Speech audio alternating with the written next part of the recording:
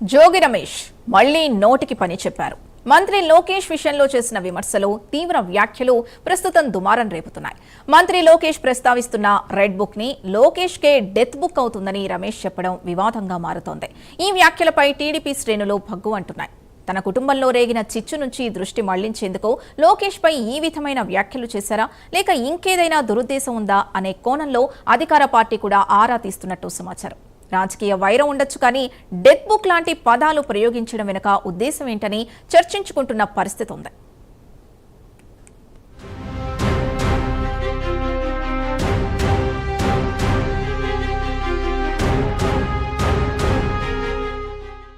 మాజీ మంత్రి ప్రస్తుతం చిక్కుల్లో ఉన్నారు. ఓ విధంగా చెప్పాలంటే కుటుంబం మొత్తం టాక్ ఆఫ్ ది టౌన్ అయిపోయింది. సోషల్ మీడియాలో ఓ రేంజ్ లో ఆడేసుకుంటున్నారు. ఏదో తేడాగా ఉందే అని అంతా అనుకుంటున్న పరిస్థితి.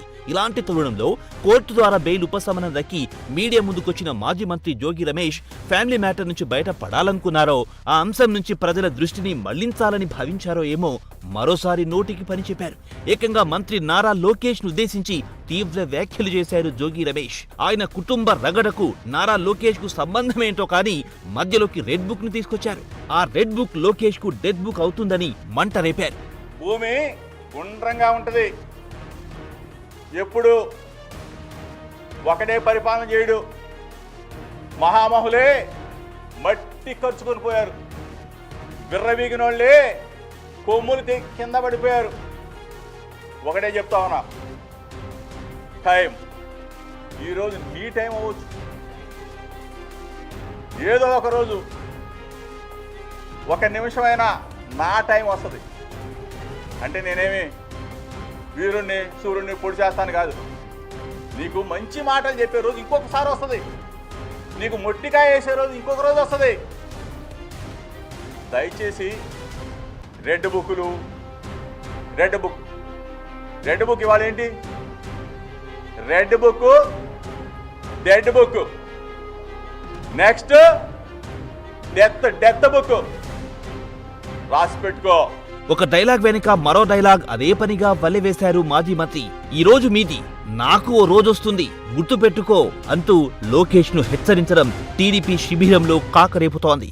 అసలు రెడ్ బుక్ కు కౌంటర్ గా డెత్ బుక్ అనేంత తీవ్రమైన పదాన్ని ఎందుకు ఉపయోగించారు? రాజకీయ విమర్శ చేస్తూ జోగి రమేష్ హద్దు దాటారా అన్న చర్చ మొదలైంది. హద్దు దాటితే టీడీపీ రియాక్షన్ ఏంటి? గతంలో ఓసారి ఇదే విధంగా మాట్లాడితే ఎలాంటి రియాక్షన్ ఉంటుందో రమేష్ రుచి చూశారు. అది తెలిసి కూడా ఎందుకు కవ్వించేలా కామెంట్స్ చేశారు? ఇదే ప్రస్తుతం చర్చ.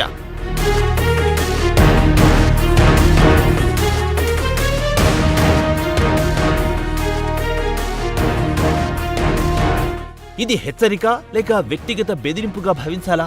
ఈ ప్రశ్న చుట్టూనే ఆరా తీస్తున్నారు టీడీపీ శ్రేణులు. ఈ సందర్భంగా గతంలో జోగి రమేష్ వ్యవహరించిన తీరును గుర్తు చేస్తున్నారు టీడీపీ నేతలు. ప్రస్తుతం కోడలు పెట్టిన కేసుతో జోగి రమేష్ కుటుంబం ఇరుకున పడిందని వైసీపీలోనే చర్చ జరుగుతోంది. ఈ అంశం నుంచి బయటపడడం ఎలా?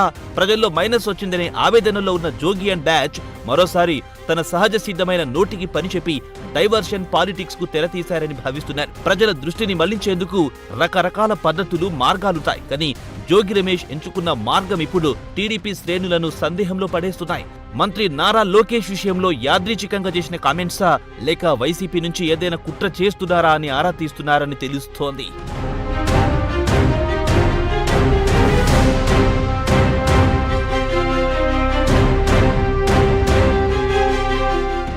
వైసీపీ అధికారంలో ఉన్నప్పుడు నాడు టీడీపీ అధినేత ఇంట్లోకి దూసుకెళ్లేందుకు ప్రయత్నించారు. ధర్నా పేరుతో పెద్ద సంఖ్యలో అనుచరులను తీసుకొచ్చి పెద్ద ఎత్తున ధర్నా చేశారు.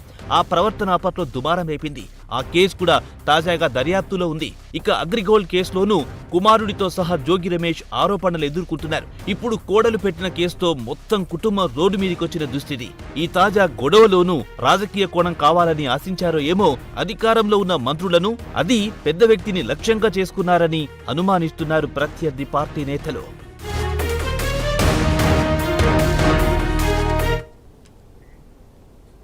ఇవి ఇప్పటివరకున్న బులెటిన్ అప్డేట్స్. వాచింగ్ ప్రైమ్ 9 నిజం ఇదే మైసం.